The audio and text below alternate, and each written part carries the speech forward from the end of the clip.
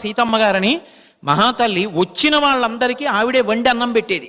ఆఖరికి ఆవిడ పరిస్థితి ఎక్కడికి వెళ్ళిపోయిందంటే వచ్చిన వాళ్ళందరికీ అన్నం పెట్టి పెట్టి పెట్టి పెట్టి వాళ్ళకి అన్నం తినడానికి లేకుండా పోయింది. ఆ దంపతులు భర్త గారు అన్నాడు, ఎందుకే ఇంకా అన్నదానం చేస్తావు, మనకి కూడా తినడానికి లేదే, వచ్చి తలుపు కొడితే సిగ్గేస్తోంది, పెట్టడమా మానవు, ఇంత అన్నం పప్పు అయినా పెడతామని. ఏమండి, నేను నిస్వార్థంగా పెట్టినప్పుడు పెట్టినవాడు తింటున్నప్పుడు శ్రీ మహావిష్ణువే తింటున్నాడని నమ్మి పెట్టాను. ఎవరిని నమ్మి నేను పెట్టానో వాడు పెట్టే చేతిని ఎందుకు నరికేస్తాడండి, వాడే పెడతానని పెట్టింది ఆవిడ. ఇన్నాళ్ల నుంచి దున్నుతున్న పొలానికే వెళ్ళి సీతమ్మ గారి భర్త ఒకరోజు సాయంకాలం గొప్పు తవ్వుతున్నారు. గుణపానికి ఏదో తగిలి కంగుమంది. ఆయన మట్టి తీసి చూశారు, ఓ పెద్ద బిందె కనపడింది. ఆ బిందె మూత తీస్తే దాని నిండా బంగారు నాణేలు. తీసుకొచ్చి ఇంట్లో బంగారు నాణేలు పోసి మళ్ళీ ప్రతిరోజు కొన్ని 100 మందికి అన్నదానం చేశారు.